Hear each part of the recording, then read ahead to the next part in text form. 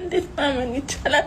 በዛሬው ዕለት ከሰዓታት በፊት ሁላችሁም እንደሰማችሁት እጅግ የምንወደው የምናደንቀው ህመሙ እንኳን ወዳጆቹን እንዳያስጨንቅ በሳቅ ሸፍኖ የቆየው ልበሩሩና ቀልድ አዋቂው ነፂ ወይም አርቲስት ነጻነት ወርቅነህ ህልፈቱ ከተሰማ ጀምሮ ብዙዎች ይህንን እውነት አምነው መቀበል አልቻሉም።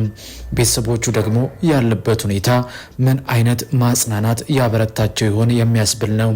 ነፂ ከሁለት ቀን በፊት እንኳን በከባድ ህመም ውስጥ ሆኖ ጥርሱን ነክሶና ጨክኖ ስራው ላይ የተገኘ ቢሆንም ዛሬ ረፋዱን ግን ሁላችንም ከማንቀርበት ሞት እጁን ሰጠ። ይህም ሀዘን ብዙዎችን አስደነገጠ።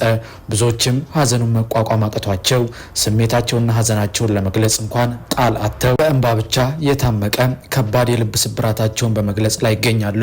ታዲያም አርቲስት ነጻነት ወርቅነህ ለህልፈቱ ምክንያት የሆነው ከዚህ በፊትም እንደምናስታውሰው ከአንድ ዓመት በፊት ገደማ ጉበቱ ላይ ባጋጠመው ህመም ወደ ህንድ ሀገር ሄዶ ታክሞ የመጣ ቢሆንም ነገር ግን ህመሙ ከጊዜ ወደ ጊዜ እየጨመረ ቢመጣም እጅግን ያልሰጠው ነፂ በውስጡ ያለውን ይህንን ስቃይ በፈገግታና በሳቅ ሸፋፍኖ እየሰራ የነበረ ሲሆን ብዙዎችም የአካላዊ ገጽታው መቀየሩን በመመልከት ነፂ እባክህ እረፍት ማድረግ አለብህ እያሉ ሀሳባቸውን ሲሰጡት የነበረ ቢሆንም አርቲስት ነጻነት ወርቅነህ ግን እስከ መጨረሻው እስትንፋሱ ለሚወደው ስራ ራሱን ሰጠ።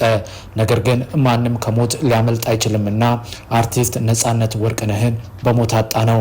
ከመሞቱ ከሁለት ቀናት በፊት ግን የስንብት በሚመስልና ከባድ ስሜትን ያዘለ ደብዳቤን በፌስቡክ እና በኢንስታግራም ገጹ ላይ እንደዚህ ሲል አስፍሮ ነበር። እንደደከመህ እግዚአብሔር ያውቃል፣ የቻልከውን እያደረግክ እንደሆነም ያውቃል፣ ለወደፊቱ ጊዜ ሁሉ መልስ እንደሌለም ያውቃል። እርሱ ግን ያይሃል፣ ተስፋ እንዳልቆረጥክ ያያል። ለአንተ እቅድ አለው፣ መንገድንም ያዘጋጃል።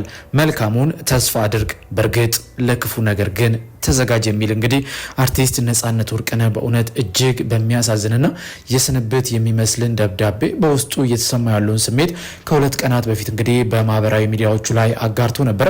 ዛሬም እንዳለው እንግዲህ ለክፉ ነገር ተዘጋጅ እንዳለው ነፂ ከሞት ሊያመልጥ አይችልም። እርግጥ እሱ ብቻ አይደለም፣ ሁላችንም ልናመልጥ አንችልም። ወደማይቀረው እንግዲህ ሞት ነፂን አተነዋል።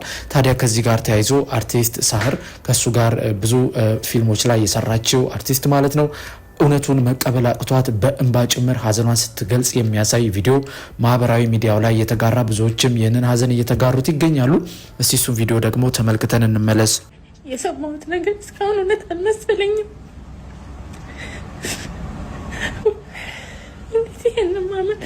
ይህን እንዴት ማመን ይቻላል?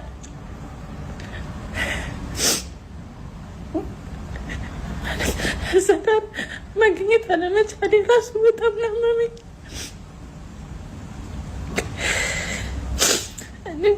ለቤተሰቦቹ እግዚአብሔር መጽናኛውን ይስጣቸው። የሁላችንንም ሳቅ ነው የወሰድክብን። እነዚህ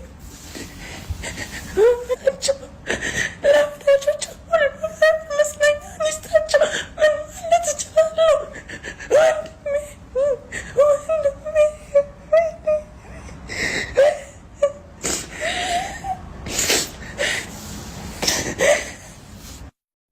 እንግዲህ ውድ የሁሌ አዲስ ሚዲያ እንደሰማችሁት ነው የአርቲስት ነጻነት ህልፈት። የተወዳጁ አርቲስት የነጻነት ወርቅነህ ህልፈትን በተመለከተ መረጃዎችን ሊያደርሰን ሰይፉ የስልክ መስመራችን ላይ ይገኛል። ሄሎ ሰይፉ፣ እንደምናለህ ቢኒ?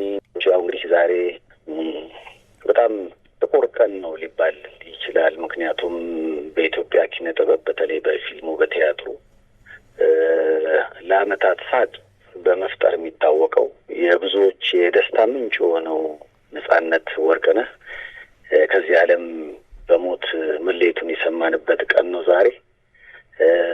እንግዲህ ለአድናቂዎቹ፣ ለቤተሰቦቹ፣ በአጠቃላይ ለመላ ኢትዮጵያውያን መጽናናትን እንመኛለን። ተወዳጁ አርቲስት ነጻነት ወርቅነህ ከዚህ ዓለም በሞት ተለየ። በብዙዎች ዘንድ ድንጋጤን ፈጥሯል። የተከበራችሁ አድማጮቻችን እንደምናላችሁ። በመላው ዓለም የምትኖሩ አድማጭ ተመልካቾቻችን ዛሬ ይዘንላችሁ የቀረብነው መረጃ እጅግ አሳዛኝና ብዙዎችን ልብ የሰበረ ጉዳይ ሆኗል። በብዙዎች ዘንድ ተወዳጅነትን ያተረፈው አርቲስት ነጻነት ወርቅነህ ህልፈቱ ተሰምቷል። ከሰሞኑ እንግዲህ በከፍተኛ ህመም እየተሰቃየ እንደነበረ በብዙዎች ዘንድ ሲነገር የነበረው አርቲስት ነጻነት ወርቅነህ ነው ህይወቱ ማለፉ የተሰማው። ታዲያ ከሱ ጋር ተያይዞም አንድ ግጥም ወደ እናንተ እናቅርብ። ትላንት በፈገግታ ደህና ሁኑ ብሎ ለነገው ተስፋውን በደስታው አውግቶ አምባሳደር ሆኖ ስራውን ጀምሮ እንዴት ሄዳል ሰው እንዲህም ተቻኩሎ ቤተሰብ ጨዋታ ቤታችን ገብተህ ፈገግታን አዝንበህ ሐዘን አጥፍተህ የዋህ ነህ ይሉሃል ምስኪን ነህ ሲገልጹ አላምንም ገና ሞትህ ነው ብለውኝ ሳዝን ስሰማህ ትላንት በንቃት በሳቅ ደምቀህ ታይተህ ዛሬ ግን ሄደሃል ባዶነትን ትተህ። ተወዳጁ አርቲስት ነጻነት ወርቅነህ ከዚህ ዓለም በሞት መለየቱን እንግዲህ ከሰዓታት በፊት አዳምጠናል። የተከበራችሁ አድማጮቻችን አርቲስት ነጻነት ወርቅነህ በፊልም እንደዚሁም በትወና በተለያዩ የፕሮግራም አቅራቢነት በተለያዩ ቴሌቪዥን ጣቢያዎች ሲሰራ እንደነበረ ይታወሳል። በብዙዎች ዘንድም የሳቅ ምንጭ ሁሌ የማይከፋውና ከፊቱም ፈገግታ የማይ